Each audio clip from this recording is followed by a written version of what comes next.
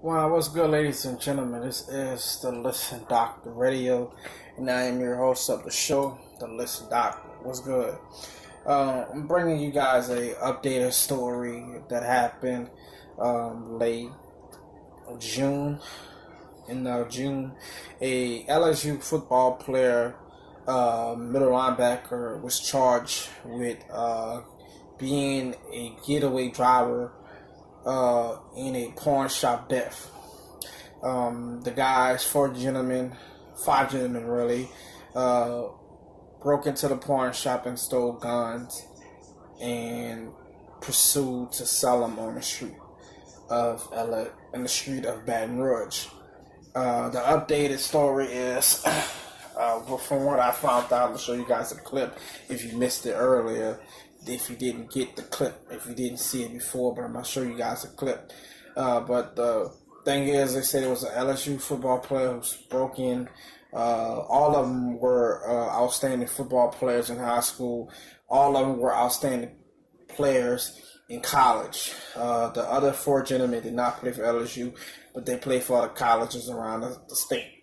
The middle linebacker was like the top 10 prospect in the nation. And I just want to talk to you guys about this because this is what's happening with our black community. We have a lot of people who value guns. We have a lot of people who value being cool or peer pressure. We have a lot of people who won't handle the certain situations, like not being able to take care of certain situations. Like somebody say, let's go rob a car, and you with your homeboys. We got a lot of people who take into peer pressure. And this is a prime example of what peer pressure does. This shit should not have happened, and I want you guys to look at it, and I want to talk to you about it. This video is going to be very short. I want to give you guys my thoughts on it afterwards.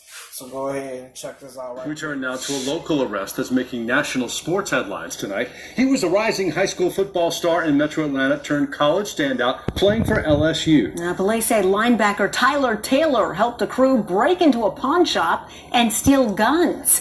Fox 5's Jacqueline Schultz has been following this developing story. And Jacqueline, what does LSU have to say tonight? Well, I'm told that Tyler Taylor was suspended yesterday, but we don't know when the university officially found out about the charges. But he was arrested back in May. Police say Taylor and this crew of young men, who many Tyler even played with in high school, stole guns and put them on the streets.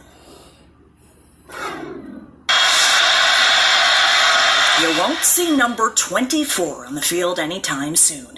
Louisiana State Athletics still has a profile for 19-year-old linebacker Tyler Taylor up, though he's now suspended.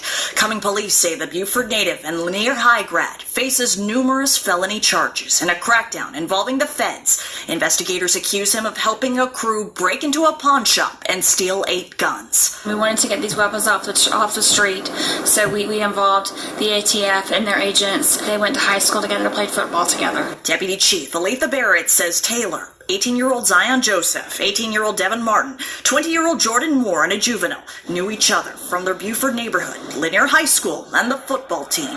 All face charges for breaking into Pawnopoly and stealing guns. Investigators say Joseph and Martin first broke in on Christmas Day. Then on January 8th, police say in their report, Taylor was the getaway driver as the others in the crew busted in the Atlanta Road pawn shop and stole shotguns and semi-automatics. Documents say Taylor's cell phone was pinged at the pawn shop.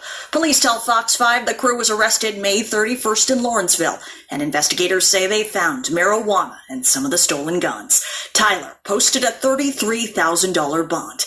We couldn't get many questions answered from LSU. But the newspaper, The Advocate, says university officials only learned about the charges months later on Wednesday and suspended Taylor the same day. The university tells Fox 5 he violated team rules. These were individuals who had very bright futures.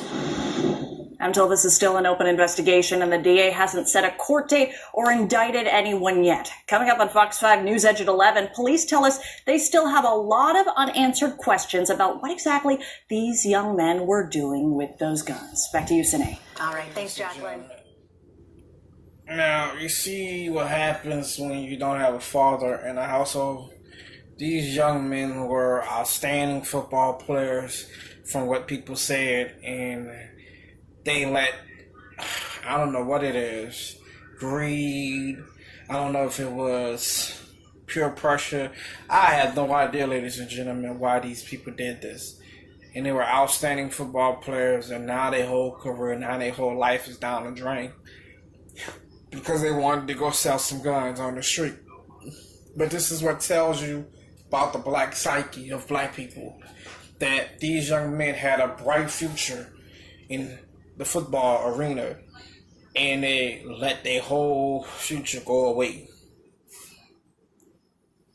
And this just tells you another thing about what black people, we ain't that smart. We like to brag and say we smart, but we ain't that smart. This young man had his phone locator on the same time of him doing a crime. He probably was, while they were in there, he probably was on Facebook. He probably was on Instagram posting it or doing some other bullshit, and that's how he got caught. Then the other people that he was with ratted on him and said, yeah, he was a getaway driver. This is what happens in our community, people. We need to stop and wake up. But there's a clear example of what happens when you don't have a father in a household. It is very, very destructive. These young women are raising these bitch-ass, feminine-ass men, and all they want to do is grab a gun. This is going to be another story that I'm going to show you in a little bit. That one's going to be released tomorrow around 5 p.m.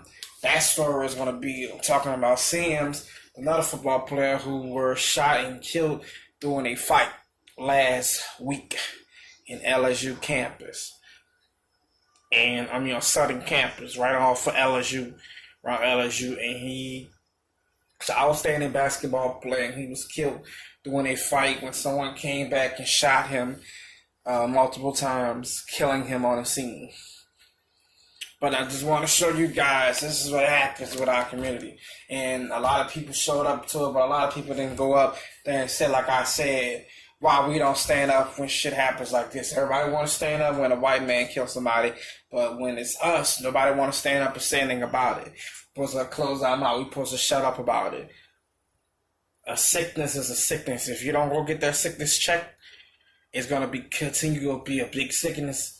If that cancer is growing in your system and it's small like this, and you don't get it checked, that shit is gonna continue to grow. That is the black man today. We are a cancer to our own selves, to our own people. This is Listen Out the Radio. Let me know how you feel about the story and every story that I do.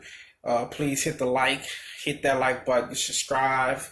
Let people know we are back in full effect. I will be giving you guys a video just about every day. I'll try to keep them up every day. I might be late because my schedule's kind of fucked up, but I will be able to get you guys a video. It's going to be released in the morning, so you hopefully, anybody who's watching it right now will see it tomorrow morning. I appreciate you guys for watching me. This is Listen Out the Radio. Please comment and like and subscribe. Thanks.